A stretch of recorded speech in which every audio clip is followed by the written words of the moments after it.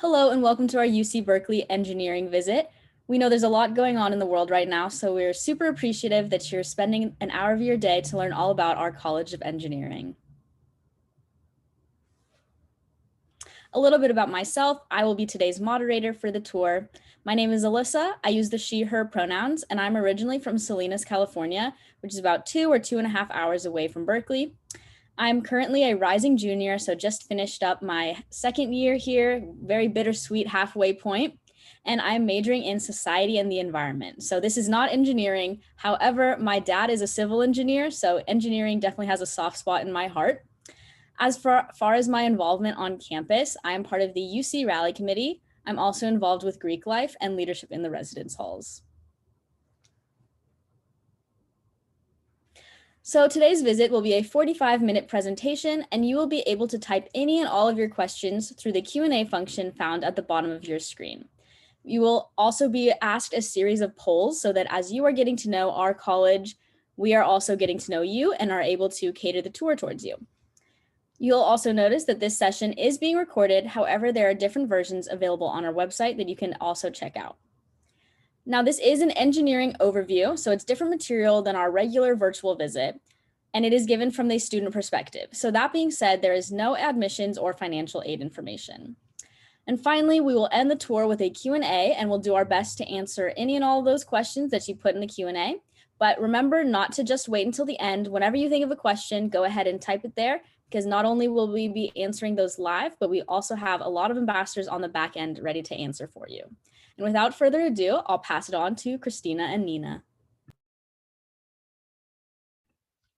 Hello everyone, my name is Kristina. I'll be one of your guides today. I use the she, her, hers pronoun series. I'm originally from Whittier, California, and I'm a rising senior, so kind of an older guide here.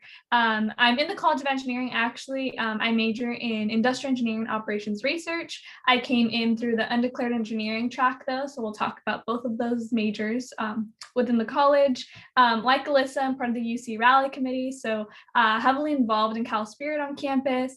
I'm also heavily involved in just the College of Engineering. I'm part of Hispanics in Engineering and Science and Society of Women Engineers, which are two clubs directly focused on engineering for different groups within our college. So yeah, if you have any questions at all, again, feel free to use the Q&A.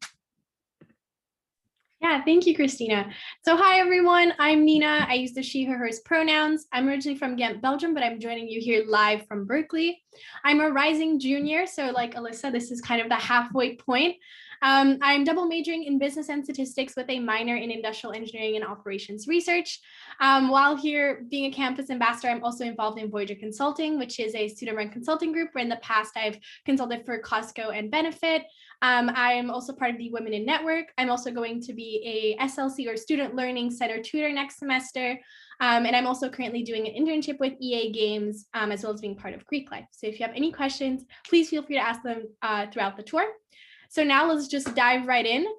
So I would just want to say, everybody, welcome to Berkeley. A poll should be popping up on your screen right now. So we'd really appreciate it if you could fill that out so we can get a better sense of who's joining us here today. So a little bit more about Berkeley. So in the center of the screen, you'll probably see our beautiful landmark, the Campanile. I remember when I was a freshman walking here on campus and I would be lost, I would always just look around and try to look for the Campanile and walk towards it, because whenever I was back at the Campanile, I knew that I was safe and I knew exactly where I was and I could get kind of anywhere from there, because the Campanile is really located kind of at the center of our campus. In the top right corner, you'll see Memorial Glade, which is a really beautiful sunny area, or green area where a lot of students like to hang out and socialize. Like yesterday, I actually went there and I read a book, which was really nice. You just kind of sit there. It's just really quiet and peaceful. And then also at the bottom, you see 150 years of women. So we recently celebrated 150 years of women being accepted to Berkeley. And we're really proud of that, so I would highly recommend checking out 150w.berkeley.edu to read stories from remarkable women who attend our institution. And now I see that a lot of seniors and juniors are joining us here today. Welcome. Hopefully this will help you in preparation for college applications. But yeah, super happy to see everybody here, and hopefully you'll enjoy this tour. Yeah, so with that, we'll quickly go over some of the topics that we're going to cover today. Like we said, this is an engineering specific tour, so it's going to be a little bit different if any of you have gone to a general virtual visit. So of course, we're going to do a brief overview of Berkeley, but right after that, we're going to get straight into the College of Engineering and the different majors that it has, all the specialized academic programs. We're also going to talk a little bit about student life and resources as a student in the College of Engineering. There's much more to student life than just the College of Engineering, so there's a bunch of other clubs and stuff like that, but we cover those topics more in our general virtual visits. We'll talk a little bit about labs, makerspaces, research, and just some of the things that are kind of available to you as a student in the College of Engineering. So yeah, these are kind of the main topics we'll be covering today. Yeah, so let's dive right into history and establishment. So we were founded in 1868. We go by many names. We go by Berkeley, Cal, University of California. Sorry. And we get to call ourselves Cal, and specifically University of California, because we were the first of 9 undergraduate UC schools. So you may be familiar with UCLA, UC Irvine. We were the first one to be established. So we get to call ourselves University of California. Our mascot is the golden bear. However, you might be more familiar with Oski, who's kind of what our mascot has transitioned into. He's such a lovable bear. He just walks around campus. I think during finals week, I saw him walking near my apartment building, and it was just so surreal. I was like, oh my gosh, Oski's here. He's wearing like a big mask, and he was just handing out, like giving out high fives and hugs. And it was just made finals week all more kind of bearable. A little bit more about campus size. So we have about 31,000 undergraduate students, of which 3,700 are engineers. And we have about 11,500 graduate students, of which 2,300 are engineers. These might seem like really big numbers, but you will never feel like you're surrounded by 40,000 people when you're on campus, because A, our campus is really big, and 2, nobody will be on campus at the same time. I think on like a really busy day, you'll maybe be crossing 3,000 people on your way to class.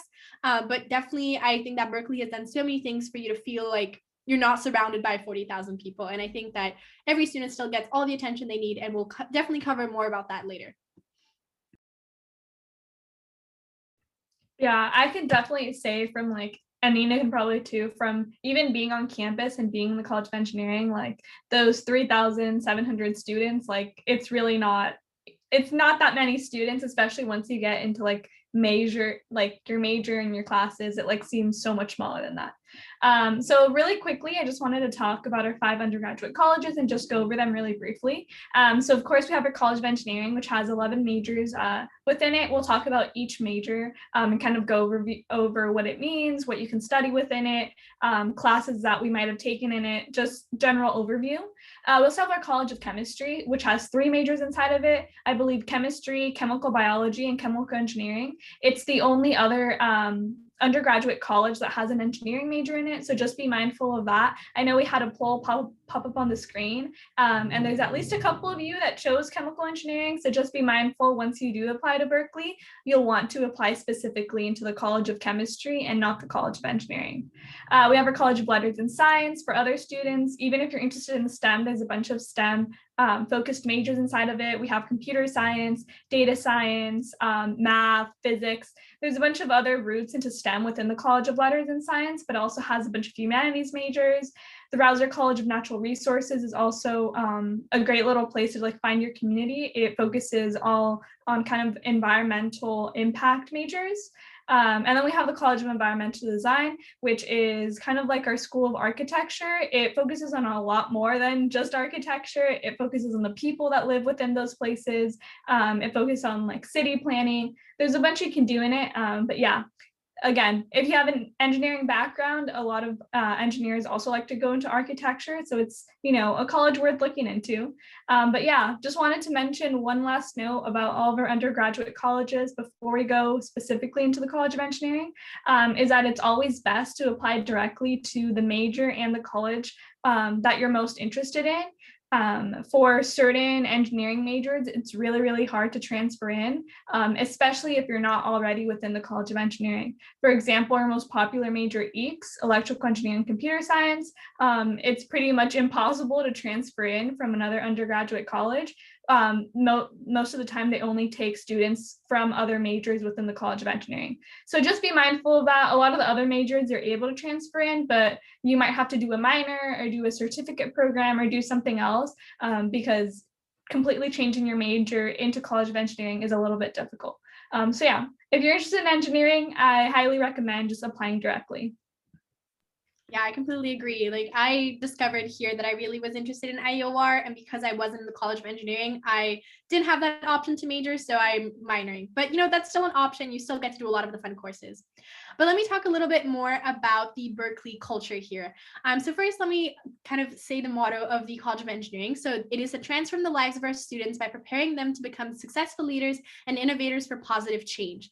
And I think that this motto not only holds true for the College of Engineering, but also for Berkeley as a whole.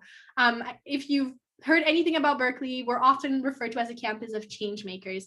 And this kind of mainly comes from our involvement in the free speech movement, which was a pivotal moment in UC Berkeley's history, because prior to the 1960s, a lot of students weren't able to engage in political activity on campus.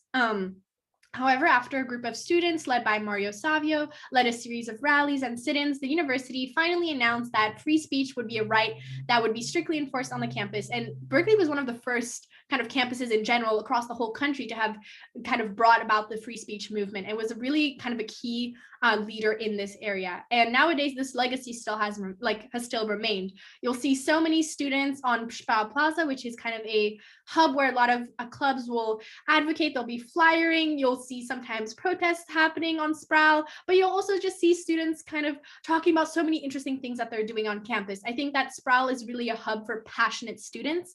And I think that we really here at Berkeley strive to push the boundaries of both academically and socially. And we really we always live by the motto to challenge the status quo, whether that be through, entrepreneurship. We're home to one of the best business schools in the world, or through our cutting edge research and innovation that's not only done in the College of Engineering, but across all of the colleges here at Berkeley. We really strive to kind of create an environment or a world that's focused on social justice, but also sustainable. And I think personally, I'm super proud to be a Golden Bear and to be part of this spirited community, because we really are trying to not only we're not only focused on our personal success, but we're also really focused on bettering the society around us, addressing public issues, and serving all of the communities around us. And we actually have one of the highest rates of students entering the public service industry as well.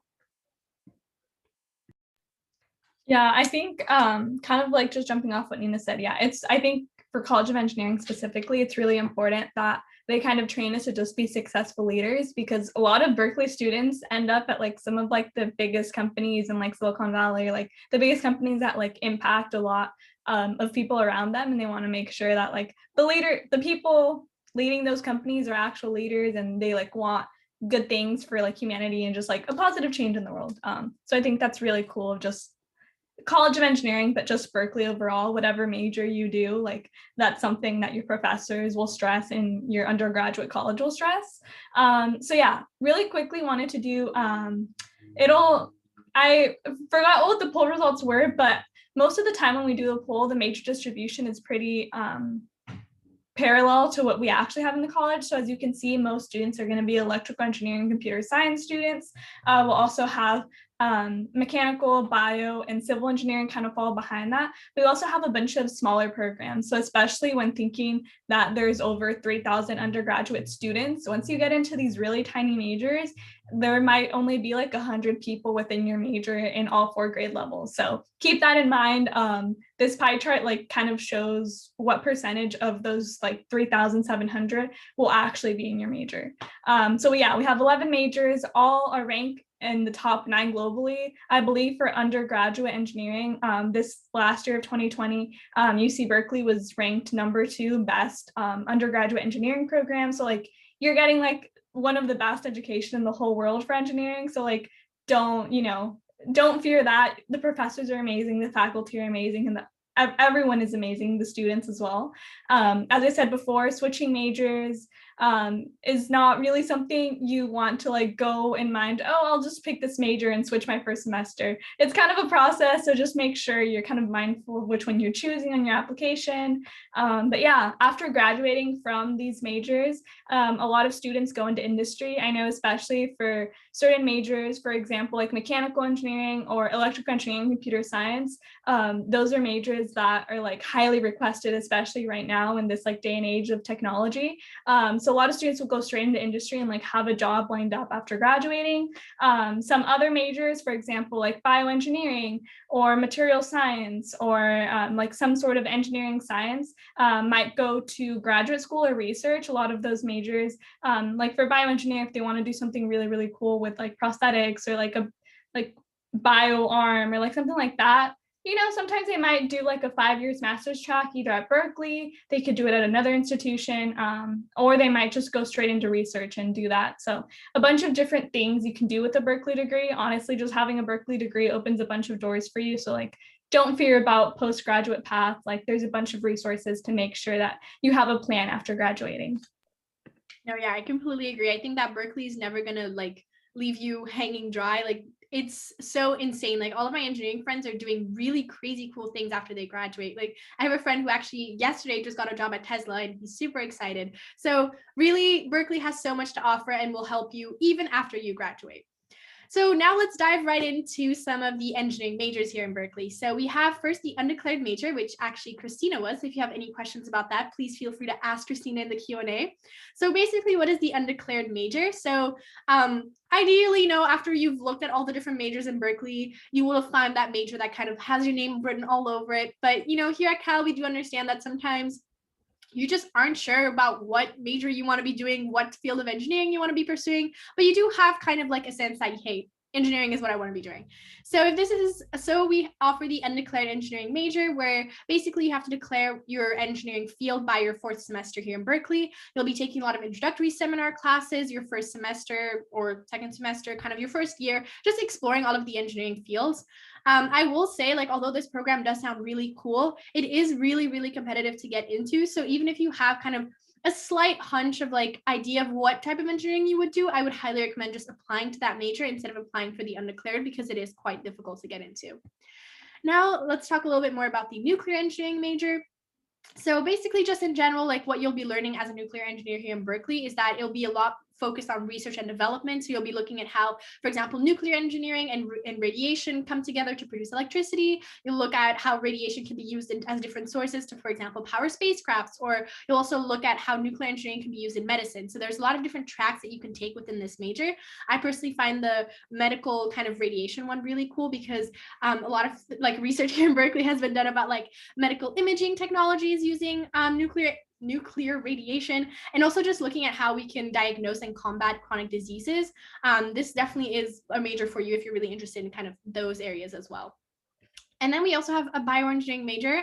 Most of my friends are bioengineering majors and they absolutely love it.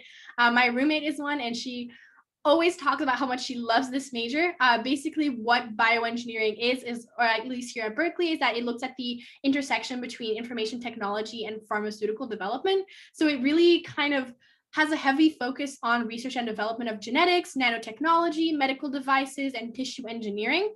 So the major kind of offers students a very unique perspective, in my opinion, into the engineering world, because you get to, it's like, I think it's a perfect field for people as well who are interested in like medical school, because it is a very unique major where you get to really look at, for example, like CRISPR. We have one of, so we have a Nobel Prize winner recently, Jennifer Doudna, who won the 2020 Nobel Prize in Chemistry for her development of CRISPR, and she's actually a professor here at Berkeley, which my roommate was so excited. That's one of the reasons she applied to Berkeley. She was like, I get to be taught by the professor who created CRISPR. Like, that is so cool. So if this sounds like your kind of vibe, bioengineering is definitely for you. So we have some top-notch professors in this area who will really be kind of also give you glimpses about their current research as well. So highly recommend if you're interested in bioengineering. Okay, so going into our next major is IEOR, which Nina, both and I have both Nina and I have experience in. So again, feel free to use the Q&A function to ask any questions. So this major focuses on complex systems operation, making processes more effective, efficient, and safe. And overall, it's just like the things you kind of take for granted, kind of like traffic lights or just like amusement park lines, or just like things that make everything more efficient and just faster. And you're like, why didn't I think of that? Or what like industrial engineers do. Nina just mentioned that a bunch of like different companies kind of set you up for success. There's a bunch of different companies that I've looked into at different career fairs. You can see in the bottom left-hand picture. I think that's one of the career fairs that has been in one of the buildings. But yeah, different companies like Tesla or like Disney or like Boeing will hire IEOR students to come in and just kind of look at the back end of what their company is doing and just make it more efficient. So it's a very math versus science-based take on engineering. We also have material science and engineering, which is a little bit more science heavy, especially on the chemistry side. They look at desirable material properties, function, environmental impact, feasibility, cost. They're the people who look at a product that's probably already been made. They usually don't create products, but they look at it and say, what materials have been used to make this? Is there a way we can make the product better using a different material? Is there a way we can make it more environmentally friendly using this material? Because this material is, requires a lot of fossil fuels or stuff like that. So yeah, once a product is actually like built, they aren't really the thinkers, they're just the ones that make it better and make sure it can withstand so much weight, or it can flex to like a certain, number or something like that. So yeah, this major also has one of the best, I'd say, buildings in the College of Engineering, which is Hearst Mining Building, which you can see on the picture on the right-hand side. Yeah, Hearst Mining Building is so beautiful. I know that a lot of people take grad pictures in there. It's honestly so pretty, just like walking in there. But now let me cover some more majors. So we have the Civil and Environmental Engineering major. So basically this looks at the intersection between data and natural environments and structures. And so this looks with kind of a lens of sustainability and through like a sustainability lens, if that makes sense. So here at Berkeley, civil engineers will probably be in charge of designing, planning, building, and managing physical structures, and they'll be looking at buildings, bridges, dams, and roadways. And they'll typically look also not only at that kind of the typical civil engineering side, but also more at the environmental side. So for example, as civil engineers here at Berkeley, will be learning about how can we provide solutions to safer air quality and drinking water, or how can we better how can we better manage waste, or cleaning up contaminated or hazardous waters and wastes and things like that. So they very much are focused on kind of the typical engineering side, but with that sustainable focus. And then we also have mechanical engineers. So they are typically more hands-on and more kind of looking at the fundamentals between science and math, and they really they make a lot of really cool things, in my opinion. So a lot of my friends are in mechanical engineering, and they do a lot of hands-on projects, and they'll typically be looking at material and machine design and kind of those applications for it. So for example, kind of like material science majors, you'll be testing materials to ensure that they'll withstand certain design requirements, but you'll also be inventing really cool devices. Like some things that I heard that people were looking at were like cells or aid disabilities, and you'll also be doing other things such as like looking at the applications of thermodynamics, energy robotics, automated manufacturing, and even computer mechanics. So there's a lot of different things within the mechanical engineering major.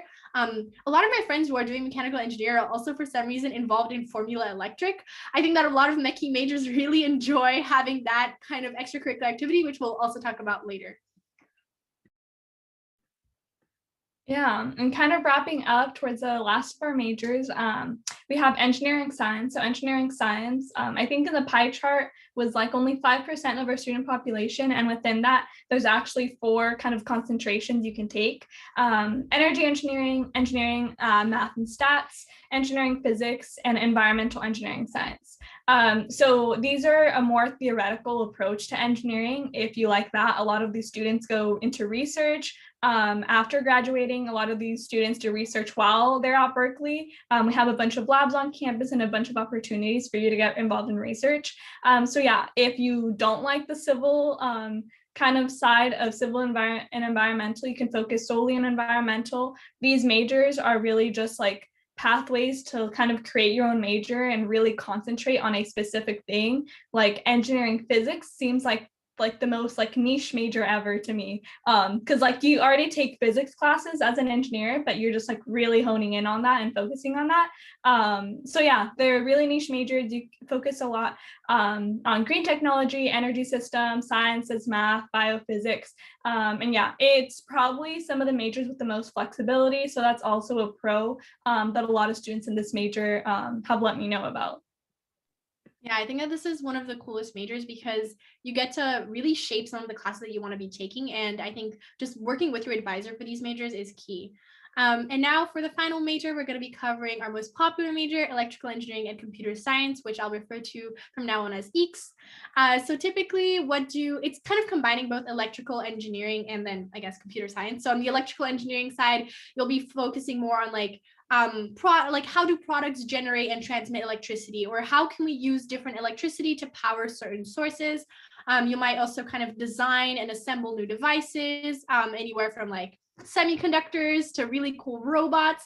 I remember my roommate's freshman year, for one of their electrical engineering classes, they had to create this robot that basically would work based on like voice control. So for example, if she told the robot to like walk, like turn left, it would turn left. So that was really cool. And I think that that's kind of the perfect embodiment of what EECS is, because she created the robot, she actually assembled it herself, but then she also had to do the coding side of it. So that's kind of more the computer science aspect of it. So she had to write her own software to achieve kind of all of the movements that she wanted the robot to be doing. And I think that that's what's amazing about this major, is that it really looks at the intersection of both hardware and software.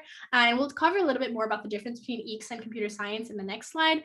But just kind of as one of my fellow campus ambassadors always says about this major, it's basically the major where you train computers to do your bidding. And I think that just perfectly embodies what this major is. Yeah, I love that quote. I think it perfectly kind of describes what EECS is as opposed to computer science. So yeah, I'll quickly go over a difference between electrical engineering and computer science, EECS, and then computer science, CS, because we offer both majors at UC Berkeley. And when you're filling out the application, it may be a little bit confusing. So the first key difference is that EECS is in the College of Engineering and you have direct admission, versus computer science is in the College of Letters and Science. And every student that comes into the College of Letters and Science comes in undeclared. They declare, don't worry, like undeclared seems scary, but don't worry, everyone comes in undeclared and you just declare by your fourth semester. So yeah, it's nothing that like puts you behind someone who's declared. It's just kind of a formality, because a lot of people in that college will end up, picking up a double major, getting a minor, just like testing stuff out and seeing what works. EECS has hardware and software integration, whereas CS is kind of solely software focused.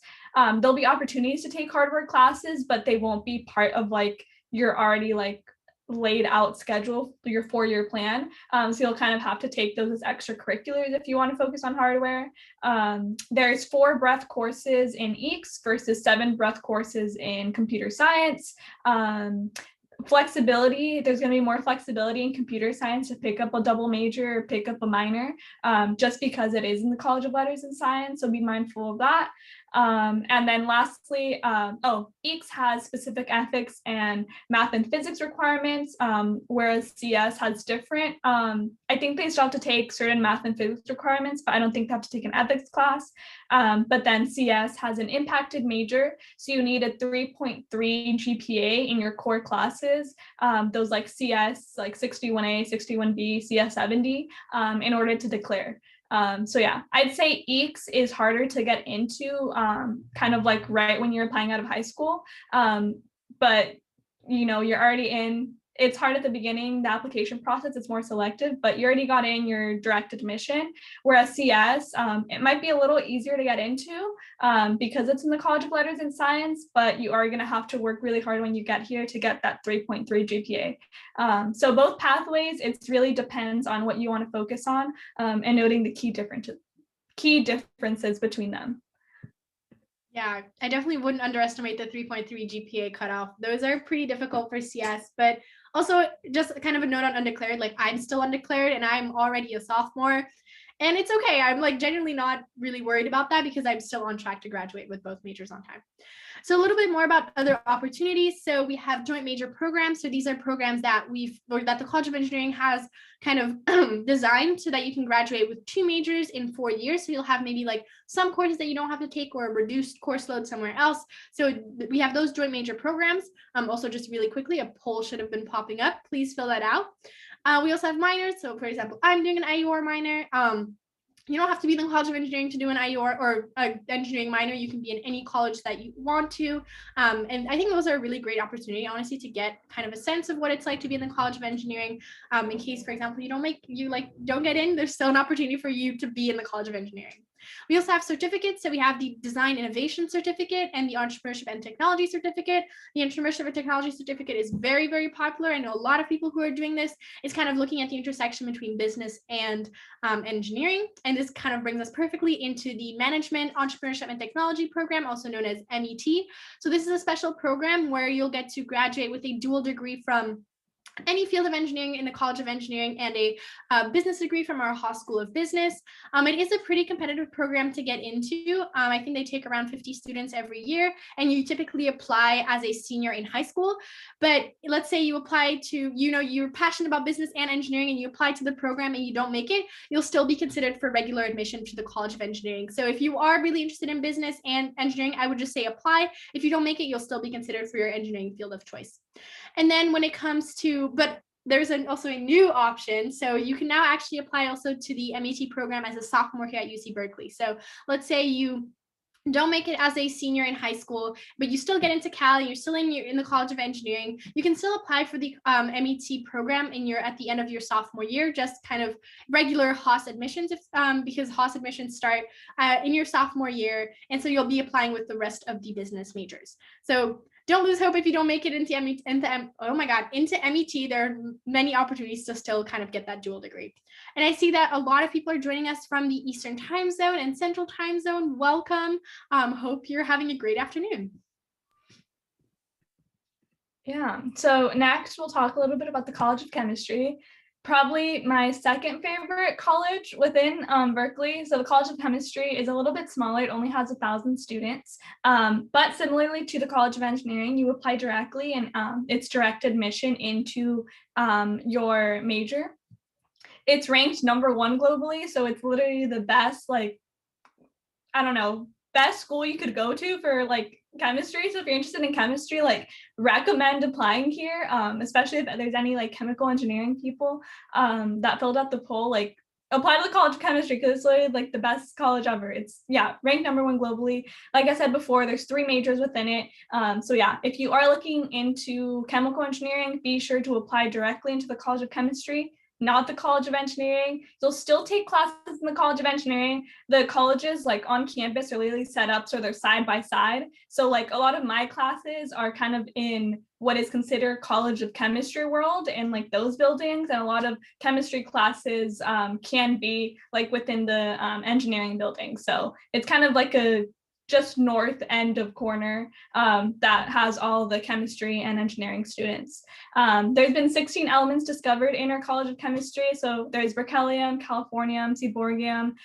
If any of you have taken chemistry in high school, you might have learned about the Lewis dot structure, which was actually created on campus by one of our professors and deans of the college. So the College of Chemistry has, I believe I heard, and I'll look this up after and I'll correct myself if I'm wrong. Our College of Chemistry is actually 2 years older, I believe, than the periodic table. So we go way back as a College of Chemistry, and I think that's why we've made so much impact in the periodic table and just chemistry in general, because we've been an institution for such a long time and have been one of the oldest College of Chemistry. So there's a bunch to look into, and even if you're an engineering student, highly recommend taking those chemistry classes and really just enjoying them because they're really, really cool. Yeah, I totally agree. So now let me quickly cover some structure and class sizes. So here at Berkeley, we kind of structure our classes in the form of you have lecture, which is led by a professor, and then you have section, which is led by a graduate student instructor, also known as a GSI. And then you will typically also have lab classes where you'll do more kind of wet lab and kind of working more with, if you're taking chemistry class, you'll typically be doing experiments in your lab. But in other classes, for example, you'll be doing a lot more hands-on work. So for example, as a mechanical engineer, you'd be kind of building things Oh my gosh, I'm sorry. But nonetheless, so basically typical lecture that you'll probably see in movies where you're like in your lecture hall, professors are talking, giving you all the information. And then in section, your graduate student instructor will go over the material again that was taught in lecture, and you can ask more questions, like if you feel more comfortable in a smaller group setting. So the sections will typically be no more than 30 students so that you kind of have that more close-knit community and you can ask more questions and go over the material more in depth. And both professors and graduate student instructors will have office hours. I highly recommend going to office hours. It has helped me so much in the past. Definitely get close with your GSI or your professor, because you can get research opportunities through office hours. I know a friend who literally got a job this summer because he went to an office hours with his professor. So super helpful. And then when it comes to class size, so it kind of is dependent on the major, especially in the College of Engineering. So more popular majors such as EECS will probably have larger classrooms, but if you're going more into a niche engineering field, you'll probably be a very small classroom, maybe like 30 to 40 students. So it really is dependent. Also depends if you're taking lower division classes or upper division classes, because upper division classes will tend to be a lot smaller since these are a lot more focused. Then for participation in class, some professors will use iClickers for kind of in-class interaction. So this is basically like a little remote that has like A, B, C, D. And so then in class, the professor will ask a question and you answer either A, B, C, or D.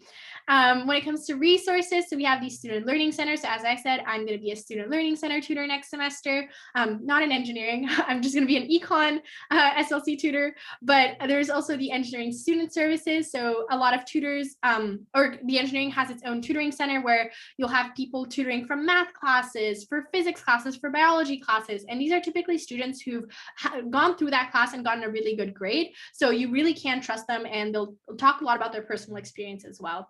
And then you also have four-year academic advisors in the College of Engineering. Rumor has it the engineering advisors are the best on campus. My roommate can easily get a hold of her advisor in the span of 10 minutes. She could be on a call with him.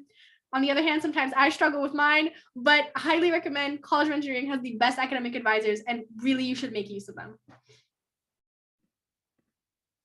Yeah, so I'll quickly talk about student diversity. I think one of the things that I looked into when I was choosing colleges and university was just if there is other people like me, whether that be females in engineering or Hispanic/Latinos in engineering. And I can assure you that UC Berkeley has both. We actually have dedicated programs such as Women in Science and Engineering theme program, where you live with other female identifying engineers.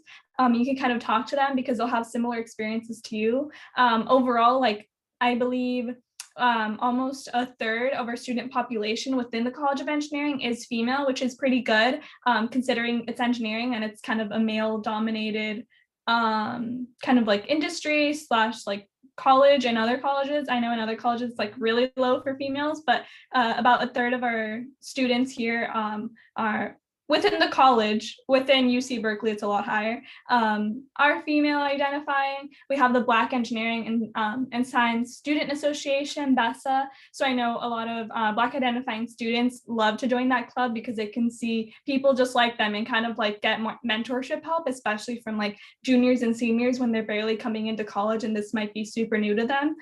We also have Hispanics, Engineers, and Scientists, which is a club that I joined my sophomore year, and I fell in love with it and found a bunch of mentors and just people to help me through that journey. Eop Stem, which is also a great program. EOP generally is open to all students who are first generation students, low income, or historically underrepresented.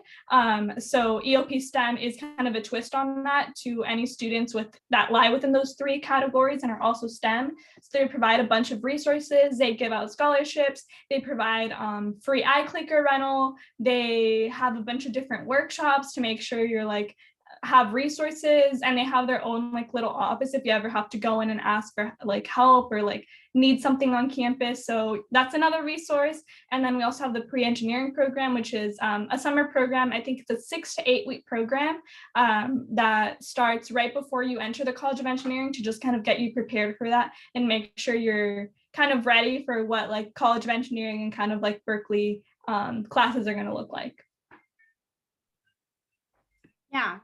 So now let me cover a little bit more about clubs and competition. I just really quickly wanted to say joining clubs is a great way to kind of be involved in Berkeley and make a big university feel smaller. I also completely agree with Kristina about the point about mentors. I have found most of my mentors through my clubs. One person and specifically in one of my clubs I look up to so much. She is literally who I hope to be one day. She is so cool and has helped me so much through my my 2 years here at Cal. She just graduated, so I was really sad when she left, but great opportunity to then you yourself become a mentor as well.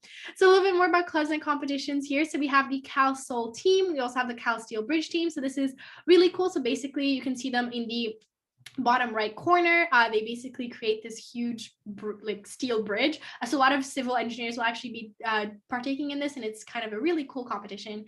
We also have the Berkeley Formula Racing team. So as I mentioned before, a lot of mechanical engineers for some reason really enjoy this major, and it's really cool. They get to race cars at Richmond Field Station, which is really cool. And they also get to build the car, and they get to drive it to like LA, and they do a lot of things like that on the racetrack. So that's a really cool opportunity. Then we also have the Biomedical Engineering Society, Society of Women and Engineers, Cal Hacks. So Cal Hacks, a little bit more about that. That's basically a CS competition. I didn't know how big it was until my roommates partook in it, but it's really, really cool. A lot of students actually who are non-Berkeley as well will come to Cal to partake in this. So it's basically like a hackathon, and really big companies will also come to Cal and like look at, it's just, I don't even know how to explain it because it's just super cool. But my roommates absolutely loved it because they got like insider information on like code from this one company who was hosting it. And they got to really just play around with a lot of like real life coding things. And there's also pioneers in engineering, and there's also department honor societies. If you have a really high GPA, you get to be invited. I know that there's one of the engineering honor societies that has a lot of like test banks, and which is really helpful during finals week. They just post a lot of past finals for you to practice in, and they have a lot of good academic resources. Yeah, so honestly, I do think we could talk for like hours about everything that like College of Engineering has to offer. But there's more. There's a bunch of labs and makerspaces that you can also access as a Berkeley student. And I think all of these are offered to all students, but specifically College of Engineering students. So we have Satarjadai Hall, which is one of the buildings within the College of Engineering. And inside of there, we have Citrus. And if I'm not mistaken, it stands for the Center for Innovation and Technology Research in the Interest of Society. So it's basically just a building/center that offers a bunch of research opportunities, offers jobs to students that are just interested in doing technology and research and like finding like the new thing they want to invent. There's like a little museum that you would see in an in-person engineering tour where you can see some of the things that students have built. There's like these headphones that like sometimes you want to have other people listen to the music you're listening to. So there's headphones that have little cat ears on them. So they're like headphones, but also speakers. There's like this like computer chair that has like there's just a bunch of different stuff that Berkeley students make within the center. There's Jacobs Hall and the Jacobs Institute for Design Innovation. I believe this is really popular for Mechie students. Hesse Hall and the Mechanical Engineering Machine Shop. If you want to do welding, if you want to have 3D printers, if you want to have all of that, there's going to be a center on campus for you to just play around and have fun. Obviously, I think you need to have something that's academic based. So you have to have like a plan and come in and be like, oh, I want to do this. And most of the time they'll be like, okay, feel free to use any of the machines, feel free to do this. I think there's like Jacobs Hall Maker Pass that you can get every semester. Or semester/academic year. There's Davis Hall, which has a civil engineering construction bay. Inside of there, you can kind of peek in, and there's parts of the Golden Gate Bridge, there's parts of the Bay Bridge. There's a bunch of Steel Bridge team also does a bunch of stuff in there, so it's just another resource. And then the Richmond Field Station, which you can see in the top left-hand corner. It's an off-site center for engineering students and just students generally to do stuff that they wouldn't be able to do within the perimeters of campus. So if it's like Berkeley Formula Racing, they might go to the Richmond Field Station and do their work over there. And there's literally a bus that takes you directly from Evans Hall to the Richmond Field Station. So yeah, you don't even have to like figure out cars or anything. There's a bus that takes you directly there, so don't worry about that. But yeah, a bunch of different resources and labs and maker spaces that you can access as a Berkeley student. Yeah. And now let me quickly cover about research here on campus. So our biggest research program here is the Undergraduate Research Apprenticeship Program, also known as URAP. You can get involved in URAP as early as your first semester freshman year. That's exactly what my freshman year roommates did. One of them worked in a neuroeconomics lab and one of them worked in a chemistry lab doing a lot of wet lab experiments. And there's also Beehive, which is a more engineering specific research apprentice or like research program. We also have the Lawrence Berkeley National Laboratory. I know a lot of people work here and they really enjoy it. I think this is where Jennifer Doudna also used to work. Oh no, she worked in the IGI lab. But we also have the Satorja Center for Entrepreneurship and Technology, as we mentioned before, where we host a Collider Cup as well as the undergraduate, as well as having undergraduate professional programs and research. So a little bit about the Collider Cup. This is basically a competition here at Berkeley where Berkeley students get to kind of create something or bring forth an idea. And if they win, they actually get sponsorship to make that dream or that idea a reality. And then, but just in general for research, I would highly recommend just applying to URAP or going to your professor or GSI during office hours and just being really honest, like, hey, I'd love to be involved in research. Can you help me? And you will 100% get all the help you need. As I said, at first I was like, this can't be real, but I have heard so many of my friends getting research that way. So it is possible. It really is. So highly recommend, again, emphasizing going to office hours. Yeah, and talking about research, I know we've already talked about Jennifer Doudna, but just a quick congratulations to Berkeley's newest Nobel Prize winners. Hopefully one day you guys will be able to take a real campus tour, come to campus, and you'll see that we actually have reserved parking spaces just for Nobel laureate winners, because we have that many that we can offer them just like a row of parking spaces. So we have Jennifer Doudna, which won the 2020 Nobel Prize in Chemistry, and then Reinhard Genzel, who won the 2020 Nobel Prize in Physics. So these are professors that you like undergraduate students take classes with and like have office hours with. So really like there's a bunch of different resources and great faculty that you can access like literally with just going to office hours and talking to them or taking their class. Yeah, and they're always super humble about it as well. Like this semester, I didn't know until halfway through the semester that my professor was actually a Nobel Prize winner for physics. And I was like, wow, I did not even know this. Like, how did I just not know for the whole semester, or for like half a semester? But now let's talk a little bit more about other notable figures and alumni that you might know. So we have Rube Goldberg. He was an engineer here at Berkeley, and he made these crazy complex machines that performed really simple tasks. So for example, he would design a super intricate machine that would then in the end just pour a cup of coffee. And he also used to draw a lot of these because he was a cartoonist. So those are really cool. I would highly recommend looking up his work. Then we also have Dean Liu. She is an instructor, a researcher, and she is also the very first female dean of the College of Engineering. She's been awarded for so many things for her hard work in electrical and electronics engineering. And she's done a lot of things surrounding kind of semiconductors and kind of those devices and technology. And then we have Shafi Goldwasser. She won the Turing Prize for Computer Science, which is basically the Nobel Prize for Computer Science because there currently does not exist a Nobel Prize for that. And she made some really cool contributions in cryptography as well as probabilistic algorithms. And then finally, we are all familiar with Steve Wozniak. He was the co-founder of Apple, and he was also a Berkeley engineer. And then also, as I mentioned before in the beginning of the tour, we are celebrating 150 years of women being accepted into Berkeley, but also into engineering. So it's really cool that right from the beginning, even women were allowed to be engineers here at Berkeley.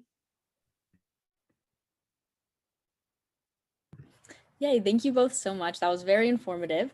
We're now going to shift into our Q&A. So starting with a question for Nina. Someone from our audience asked, if I want to major in chemical engineering, would it be difficult to change majors to one that is in the College of Engineering?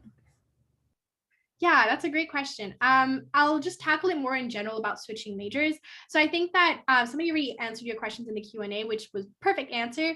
But I would say that, yeah, it is pretty difficult, I would say, to transfer into the College of Engineering, especially if you are a chemical engineering in the College of Chemistry. But it isn't impossible. If you really are passionate about wanting to switch into the College of Engineering, you'll probably just have to do a lot of extra work. You'll probably just have to talk with your advisor. So I actually have a friend who's currently doing this. He was an EECS major, but he wants to now become a Mechie major.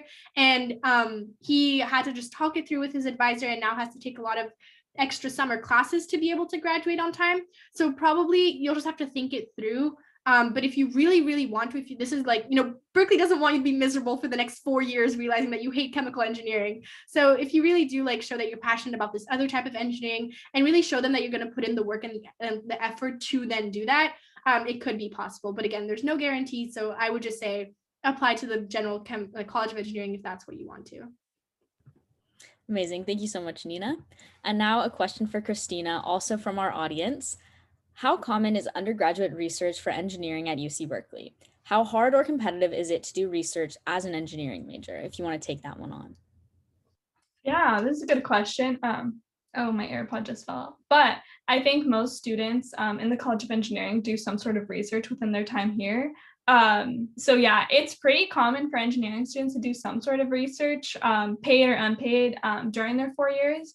As to how difficult it is, I'd say it's not super difficult. It depends what type of research. If you're really like, I want to do research or like stuff with this specific company, that might be a little hard to do because obviously there's only so many spots for that. But overall, like generally, we have the URAP program, which I don't think we specifically talked about, but it's a general campus program that provides opportunities every semester for you to apply to three different research opportunities, and hopefully you get selected for one of them. So there's that. You can start as early as your freshman year applying to those research opportunities. I know there's also a bunch of just like companies that post on like different, like we mentioned Beehive, there's also Handshake, there's like a bunch of different sites that are specifically for college students that offer internships. So if you're actively applying and just like even just talking to your professors, like Nina said, you could get research opportunities literally by just going to office hours and just talking like to your GSI and professor, and like as you get to know them better, be like, do you happen to know anyone who does research in this specific topic? And that could be like the connection that links you with someone else that can get you that opportunity.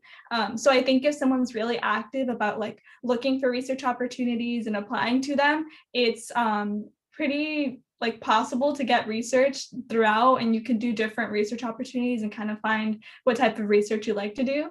But yeah, I'd say most students do it, and I think it's pretty accessible if you just like reach out to people and are actively applying. Amazing. Thank you. So our next question, how does Berkeley help to find jobs after you graduate? Are there resources for internships or on-campus work or various things like that? Nina, do you want to take this one? Yeah, of course. And just a little bit more about that research. I feel like definitely, I think I remember a stat going around that about 75% of students graduate having done some type of research in Berkeley. So we really are like a research institution, and it's so cool. I highly recommend it. I personally want to do it. I'm planning on doing it a little bit more senior year.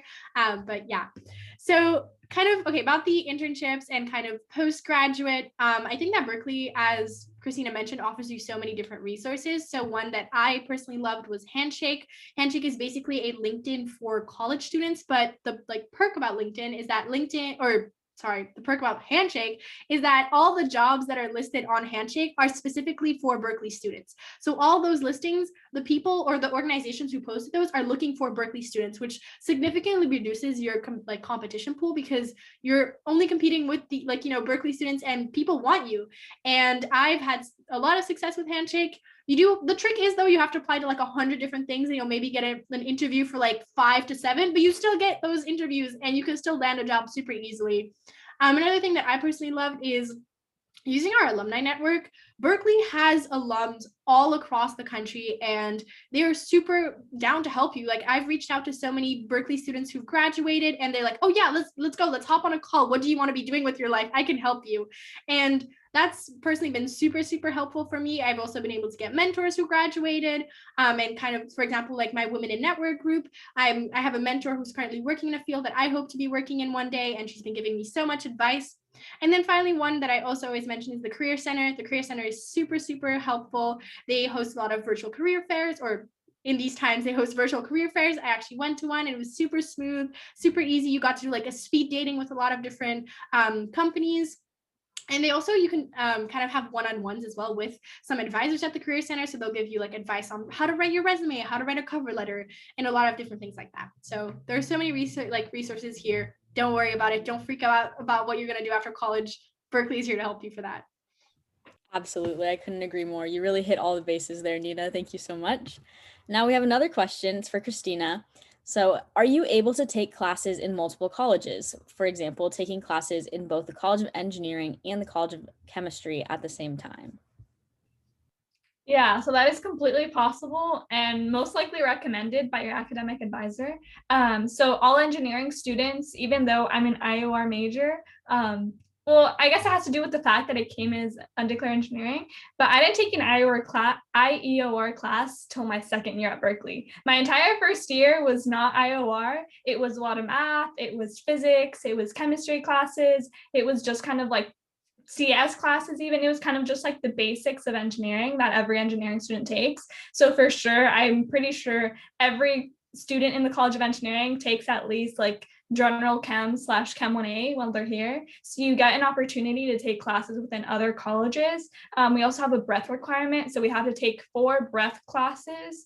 And I think one of them has to meet an ethics requirement. So that gives you even the opportunity to go beyond like STEM. Like I took a sociology class. I took 2 sociology classes within my first 2 years that counted towards those breadth requirements. I took a Spanish class because I'm a native Spanish speaker and wanted to just like learn more, so how to write and how to just expand my knowledge. So like you can take classes within any of the 5 undergraduate colleges. That's something else to note. You don't have to, it's hard to like switch majors from one college to the other, but like if you don't want to double major and you just like interested in a college and want to take a class in that major, just like go for it and take the class. Like you could take classes even in our graduate school. So that's super accessible. Just like work with your academic advisor and make sure it like fits in your schedule and you're not like overpacking yourself and you're still like, you know, taking obviously the classes you need to get on your 4-year track. But yeah, totally possible. And like most likely, especially for like chemistry,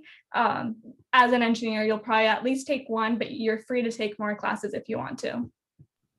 Very well said. Thank you, Kristina. Now, we have one last question, and it's for both of you. We'll start with Nina. But what is your Berkeley story? So what drew you to come to Berkeley, and what has been the most fulfilling part so far? Yeah, that's a great question. So I think like most people, my Berkeley story kind of started senior year of high school. If you knew me back then, I was one of the most indecisive people you'll ever meet. So trying to decide where I was going to go to college just seemed like the most impossible decision. But as kind of acceptances and rejections, I guess, were trickling in, I was torn between 2 schools. I was torn between Berkeley and another school. And I went to my counselor and I told her, hey, I have no idea what I want to be doing. And so she gave me a piece of advice and she said, for one day, pretend like you're going to Berkeley or like you committed to Berkeley. And for one day, pretend like you committed to the other school. And then at the end of the 2 days, just evaluate how you felt. So yeah, so the first day I pretended like I was going to the other school. A little bit of backstory, I was an international student, so I wasn't able to visit the campuses. So I just did everything I could virtually. So I stalked people on Instagram. I stalked a bunch of clubs being like, oh yeah, I'm going to be part of this club. This is where I'm going to do this. This is where I'm going to hang out. I did a whole like Google Maps drop, which now you don't have to do anymore because we have a U-Visit, which we will link at the end of this tour. But basically, I was just trying to just try everything I could to feel like I was a Berkeley student and kind of a student at that other school. And at first I was very hesitant. I was like, okay, this is probably not going to work. Like, how is this going to help me figure out? But after the 2 days, I came back to my counselor and I told her, yes, Berkeley is just the school for me. I was like, even though I hadn't been there, I just saw so many ways that I could be applying a lot of the things that I love to do. So I really love learning languages. And so on top of being a double major and a minor, I'm also learning German here at Cal. And I also really used to love doing graphic design. So for a lot of my internships, but also kind of clubs, I'm in charge of doing a lot of graphic design. So for my consulting group, I'm always the go-to person for mock-ups. And I've just been doing a lot of things like that. And I could see myself doing all of those things in high school. And to this day, I am still so surprised by how good of a choice I made, because it's here at Cal that I realized that I really love statistics and that this is a subject in high school. You know, I told my parents this and they were like, wait, what? You like math? That is new.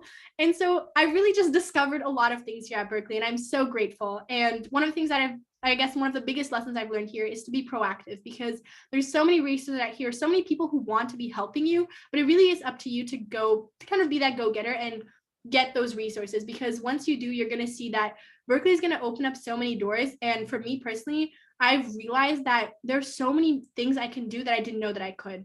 I feel like Berkeley has really shaped me into a person that I didn't even know I could become. And I am forever grateful for that. And every time I do a tour, I realize more and more about how grateful I really am to be here, because this is really a place that for me was like the perfect school. Oh my God, Nina. I always hear her Berkeley story and it's like the same story, but every time it's just like, oh my God, very inspiring. So I had a little bit different of a Berkeley story. I applied to UC Berkeley, not because of like the extracurriculars or anything like that, solely based on academics because I knew they had like one of the best engineering programs in the nation. And like I was talking to my like high school counselor and they're like, you should put a couple like dream schools or like schools that you think like you could potentially get into and would be like really, really cool academically. So I applied to Berkeley, didn't really think I was going to get in. But then I opened that email and there's a bunch of confetti on it. You've been accepted to UC Berkeley. And I was just like over the moon excited. I was like, okay, cool. I know nothing about this school other than it has like a really good engineering program. So actually, thankfully, I'm from California, was able to come to campus on our annual open house, which is called Cal Day. So hopefully you guys will get that experience. If you didn't see it virtually this past year, hopefully you'll be able to see it virtually / in person in the next couple years. But it is kind of a day that shows you what Berkeley has to offer, kind of like Nina was saying. Like there's so much you can do at Berkeley and there's like so many doors that if you want to like can be open to you and just so many resources and the people here are like here to help you.